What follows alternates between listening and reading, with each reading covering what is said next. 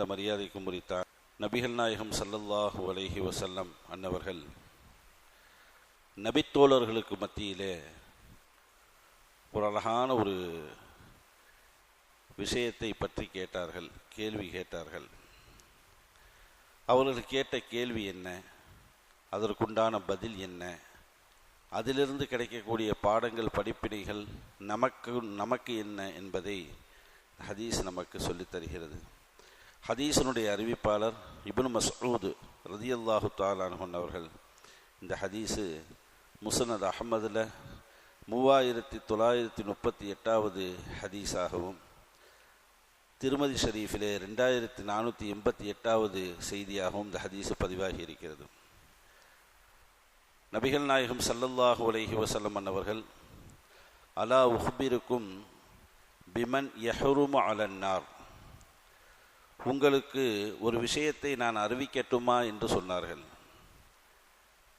என்ன விஷயம் என்றால், பிமன் யஹ்ருமு அலன்னார், நரகத்திற்கு ஹராமாக்கப்பட்டவர் யார் என்பதை உங்களுக்கு சொல்லட்டுமா என்று கேட்டார்கள். மேலும் பேசினார்கள், வபிமன் தஹ்ருமு அலைஹின் நார், நரகம் யாருக்கு ஹராமாக்கப்படுகிறது என்பதையும் நான் உங்களுக்கு அறிவிக்கட்டுமா என்று கேட்டார்கள். ரெண்டு விதமான கேள்வி. ஒன்று, நரகத்திற்கு ஹராமாக்கப்பட்டவர் தடுக்கப்பட்டவர். இரண்டாவது கேள்வி, நரகம் யாருக்கு ஹராமாக்கப்பட்டிருக்கிறது. ரெண்டுமே ஒன்று தான். ரெண்டு கோணத்தில் பேசுகிறாங்க நபிகள் நாயகம் ஸல்லல்லாஹு அலைஹி வஸல்லம். இப்படிப்பட்ட ஒரு மனிதரை உங்களுக்கு சொல்லித்தரட்டுமா என்று ரசூலுல்லாஹி ஸல்லல்லாஹு அலைஹி வஸல்லம் சஹாபாக்களிடத்திலே கேட்டார்கள். சஹாபாக்கள் மிகுந்த ஆர்வத்தோடு, நபியே நாயகமே, இது போன்ற ஆழமான அற்புதமான செய்திகளை கேட்பதற்குத்தான் நாங்கள் உங்களுக்கு அருகாமையிலேயும் உங்களை சுற்றியும் நாங்கள் வந்து கொண்டே இருக்கின்றோம். யா ரசூலல்லாஹ், அல்லாஹ்வின் தூதரே, எங்களுக்கு சொல்லித்தாருங்கள் என்று சொன்னார்கள். நபிகள் நாயகம் ஸல்லல்லாஹு அலைஹி வஸல்லம் அவர்கள் சொன்னார்கள், அலா குல்லி கரீபின், அவர் யார் என்றால் மக்களிடம் நெருக்கமாக பழகக்கூடியவர் என்று சொன்னார்கள்.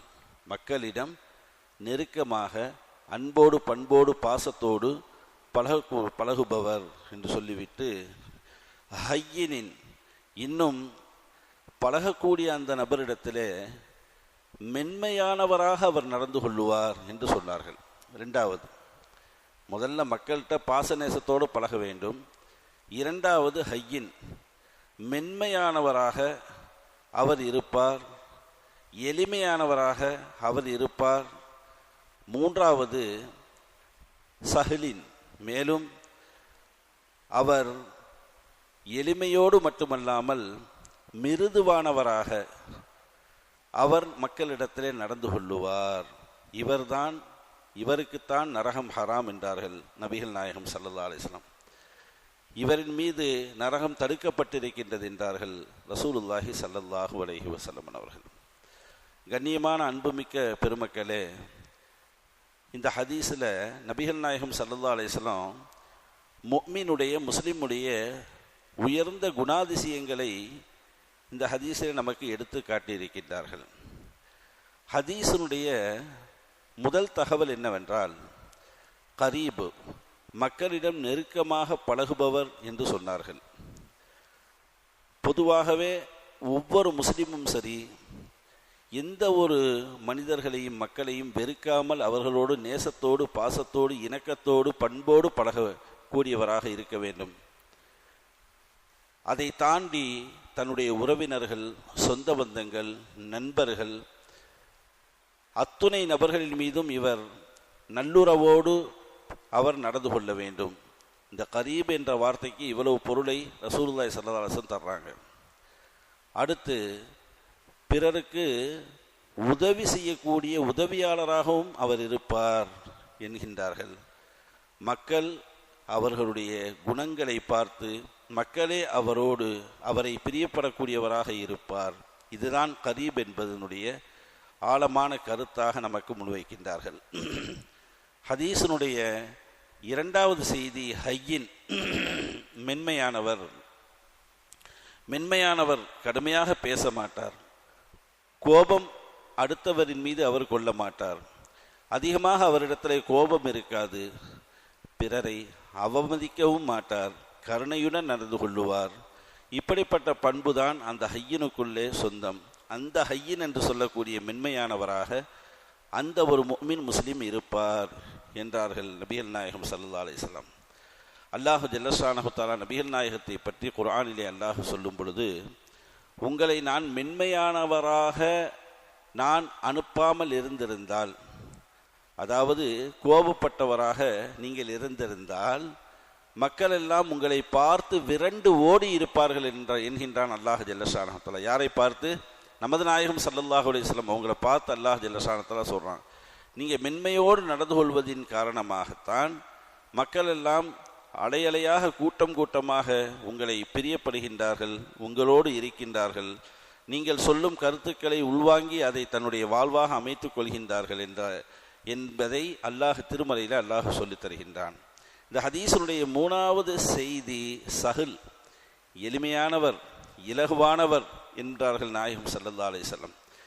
இந்த எளிமை, இலகு என்பது நாம் செய்யக்கூடிய தொழில்துறையாக இருக்கட்டும், அல்லது நாம் அன்றாடம் வாழக்கூடிய நம்முடைய குடும்பங்களாக இருக்கட்டும், எளிமையோடு அவர் செயல்படுவார்.